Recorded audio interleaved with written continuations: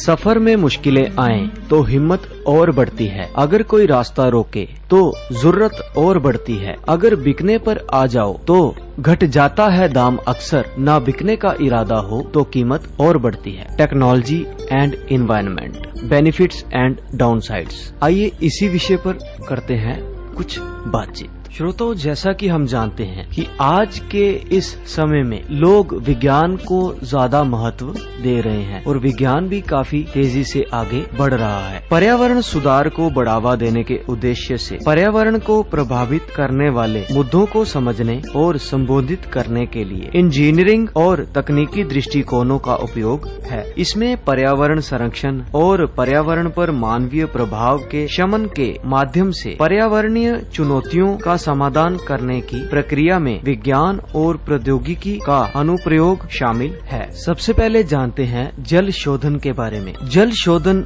वह प्रक्रिया है जिसमें पानी से निलंबित ठोस पदार्थ और गैसें निकाली जाती है। इसका लक्ष्य विशिष्ट उद्देश्यों के लिए उपयुक्त जल का उत्पादन करना है। अधिकांश जल को मानव उपयोग, पीने के पानी के लिए शुद्ध और कीटाणु रहित किया जाता है, लेकिन जल शोधन कई अन्य उद्देश्यों के लिए भी किया जा सकता है, जिसमें चिकित्सा, औषधीय, रासायनिक और औद्योगिक अनुप्रयोग शामिल है। जल शोधन के इतिहास में कई तरह की विधियां शामिल है। उपयोग की जाने वाली विधियों में भौतिक प्रतिक्रियाएं जैसे अवसादन और आसवन, जैविक प्रक्रियाएं जैसे धीमी रेत फिल्टर या जैविक रूप से सक्रिय कार्बन, रासायनिक प्रक्रियाएं जैसे क्लोरीनीकरण और विद्युत चुंबकीय विकिरण जैसे पराबैंगनी प्रकाश का उपयोग शामिल है। आइए जानते हैं वायु शुद्धिकरण। वायु शोधन उन प्रक्रियाओं का वर्णन करता है जिनका उपयोग मनुष्यों और पर्यावरण पर संबंधित प्रतिकूल प्रभावों को कम करने के लिए हवा से दूषित पदार्थों और प्रदूषकों को हटाने के लिए किया जाता है। वायु शोधन की प्रक्रिया यांत्रिक आयनीकरण, सक्रिय कार्बन अवशोषण, फोटोकैटालिटिक ऑक्सीकरण और कीटाणुनाशक विकिरण जैसी विधियों का उपयोग करके की जाती है। पर्यावरण सुधार, आइए जानते हैं इसके बारे में।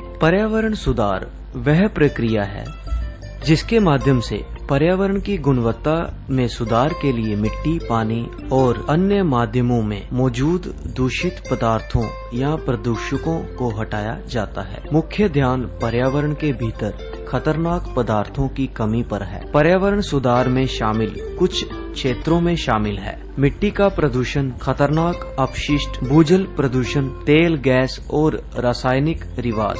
पर्यावरण सुधार के 3 सबसे आम प्रकार हैं। इनमें मिट्टी, पानी और तलछट उपचार शामिल है। मृदा उपचार में मिट्टी में मौजूद प्रदूषकों को हटाना शामिल है, क्योंकि ये मनुष्यों और पारिस्थितिकी तंत्र के लिए बहुत बड़ा खतरा पैदा कर सकता है। इसके कुछ उदाहरण हैं भारी धातुएं, कीटनाशक और रेडियोधर्मी पदार्थ। प्रदूषण के आधार पर उपचार प्रक्रियाएं भौतिक, रासायनिक, तापीय या जैविक हो सकती हैं। जल उपचार सबसे महत्वपूर्ण कार्यों में से एक है, क्योंकि जल एक आवश्यक प्राकृतिक संसाधन है। जल के स्रोत के आधार पर अलग अलग संदूषक होंगे। सतही जल संदूषण में मुख्य रूप से कृषि, पशु और औद्योगिक अपशिष्ट, साथ ही एडिसमाइन ड्रेनेज शामिल है। औद्योगिक अपशिष्ट के बढ़ते निर्वहन के कारण जल उपचार की आवश्यकता में वृद्धि हुई है, जिससे स्थायी जल समाधानों की मांग बढ़ गई है। जल उपचार के लिए बाजार 2030 तक